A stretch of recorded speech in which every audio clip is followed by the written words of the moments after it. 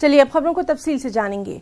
वज़ीर-ए-आज़म नरेंद्र मोदी ने ब्लॉक पर खानदानी सियासी सिलसिले पर अपोजिशन पर निशाना साधा। उन्होंने लिखा कि घराने की सियासत से इदारों से लेकर प्रेस तक को काफी नुकसान पहुंचा है। ब्लॉग में पीएम मोदी ने लिखा कि मुल्क को बदउनवानी और कुनबा परवरी से बहुत नुकसान हुआ। 2014 में अवाम ने तब्दीली के लिए वोट किया। वोटर्स ने खानदान पर ईमानदारी को, जमूत पर तरक्की को, वोट बैंक की सियासत पर फरोग को और रुकावट पर मौके को तरजीह दी। पिछले 5 वर्षों में मुल्क की मईशत में नुमायां बेहतरी आई है।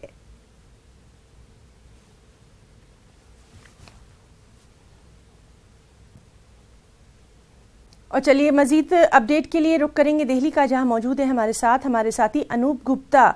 अनूप, एक बार फिर से ब्लॉग में सीधा हमला किया गया है, आपसे तफसीलात चाहेंगे। देखिए, पिछले 6 महीने से एक बात जो कांग्रेस लगातार उठाती रही है कि किस तरीके से जो नरेंद्र मोदी सरकार है वो संवैधानिक संस्थाओं को नुकसान पहुंचा रही है, चाहे वो सीबीआई का मसला हो, सीएजी का मसला हो या फिर न्यायपालिका का मसला हो। आज प्रधानमंत्री ने एक एक करके सभी का जवाब दिया है और सीधे तौर पर प्रधानमंत्री ने कहा है कि वंशवाद की राजनीति से सबसे ज्यादा नुकसान जो है वो संस्थाओं को हुआ है, चाहे वो प्रेस हो, पार्लियामेंट हो, अपनी आर्मी हो, कॉन्स्टिट्यूशन हो, सभी चीज का। और बहुत ही तफ्तीश से उन्होंने सब चीजों को बताया है कि किस तरीके से 2014 से पहले जब यूपीए की सरकार होती थी तो किस तरीके से संवैधानिक संस्थाओं को चोट पहुंचाने का काम यूपीए सरकार के तरफ से की जाती थी।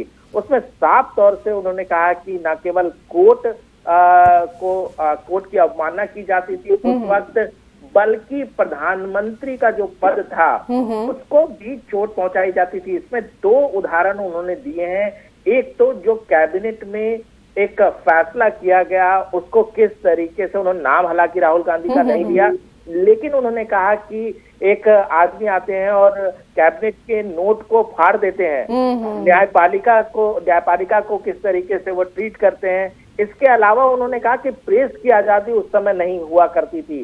अगर कर्नाटक में किसी ने सरकार के खिलाफ बोला, किसी ने कार्टून बनाए तो उसको भी जेल में डाल दिया गया। तो तमाम जो आरोप पिछले 6 महीनों से विपक्ष के तरफ से लगाए जा रहे थे, प्रधानमंत्री ने एक करारा जवाब दिया और जवाब देते हुए कहा कि उस समय 2014 में वंशवाद की राजनीति छोड़ करके एक सच्ची सरकार को लोगों ने चुना और उनसे आशा किया और सरकार बहुत बखूबी चलाई, लेकिन वंशवाद की राजनीति से देश को जो देश की संस्थाएं हैं उसको किस तरह से क्षति पहुंची है।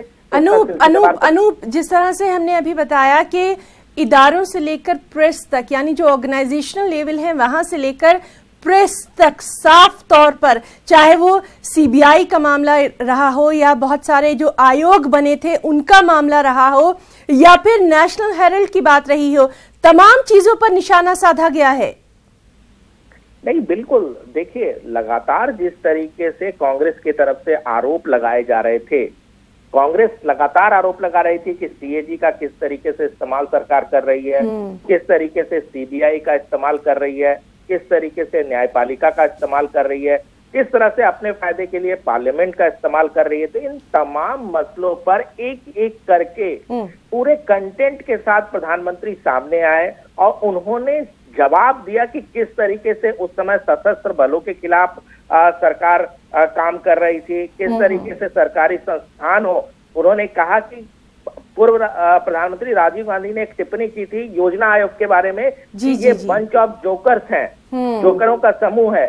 तो उन्होंने कहा कि इस तरह की जो बयान है वो लगातार कांग्रेस की तरफ से आते रहे हैं। उन्होंने इसमें 1975 की भी जिस समय आपातकाल लागू की गई थी उसका भी जिक्र किया है, प्रेस और अभिव्यक्ति का जिक्र किया है, संसद के कामकाज का। सबसे बड़ी बात बता दूं कि उन्होंने ब्लॉग लिखा है, उसमें उन्होंने कंटेंट दिया है कि किस तरीके से पिछले 5 सालों में उन्होंने संसद की जो भूमिका होती है लोगों के लिए उसको कितना बढ़ाया है, कितना काम हुआ है, जबकि ये चीजें पहले नहीं हुआ करती। तो पार्लियामेंट में लोगों की हिस्सेदारी पर भी लिखा, और कहीं ना कहीं अनूप हम ये भी देख रहे हैं कि राहुल गांधी हर प्रेस कॉन्फ्रेंस में ये कहते थे कि पीएम जो है वो सामने क्यों नहीं आते, पीएम आखिर बोलते क्यों नहीं है। तो पीएम ने अब सोशल मीडिया के जरिए जो है वो लोगों तक पहुंचने की डायरेक्ट कोशिश। देखिए, राहुल गांधी लगातार आरोप लगाते हैं, लेकिन आरोप में अगर आप देखें तो पिछले 5 सालों में प्रधानमंत्री ने हर मौके पर अपनी सरकार की उपलब्धियों की, अपने सरकार के कामकाजों की ज्यादा से ज्यादा लोगों तक पहुंचाने का काम किया। आपको याद होगा जब इससे पहले प्रधानमंत्री होते थे तो प्रधानमंत्री पे कई आरोप लगते थे कि प्रधानमंत्री ने कभी बोला ही नहीं। हाँ। प्रधानमंत्री की बात समझ में नहीं आ रही है, आखिर सरकार में क्या कामकाज हो रहे हैं। उस समय अगर चर्चा होती थी, देखिए ये सारी बातें ये मेरी नहीं है, ये सारी बातें उस समय अपोजिशन में बीजेपी का कहना होता था कि उस समय चीजें क्या हो रही है सरकार के अंदर वो नहीं बताई जाती थी। और साफ आरोप था कि उस समय जो फैसले लिए जाते थे वो सोनिया गांधी के लीडरशिप में जो एनएससी बना हुआ था वो फैसले लिए जाते थे। और उस समय एक पैरेलल सरकार वहां पे चल रही थी जो यूपीए के समकक्ष थी। फैसले एनएससी में लिया जाता था और उसको इम्प्लीमेंटेशन गवर्नमेंट करती थी। तो ये तमाम बहरहाल तो अब ये ब्लॉग आया है और इस पर रिएक्शंस भी जरूर आएंगे, उन पर भी लगातार हमारी नजर बनी रहेगी। अनूप गुप्ता, बहुत बहुत शुक्रिया आपका इस तफसीली बातचीत के लिए। वज़ीर-ए-आज़म नरेंद्र मोदी आज होली के मौके पर मुल्क भर के 25 लाख चौकीदारों से खिताब करने वाले हैं। पीएम आज शाम ऑडियो ब्रिज टेक्नोलॉजी के जरिए चौकीदारों से रूबरू होंगे। लोकसभा इंतखाबात के पेश नजर बीजेपी अपनी मैं भी चौकीदार हूं तशहीरी मुहिम को मजीद मजबूती देने की कोशिश में जुट गई है। कहा जा रहा है कि वज़ीर-ए-आज़म 31 मार्च को मुल्क के 500 मुकामात पर सिक्योरिटी एहलकारों से भी खिताब करने वाले हैं। उनका यह खिताब वीडियो कॉन्फ्रेंसिंग के जरिए होगा। आश्वस्त रहिए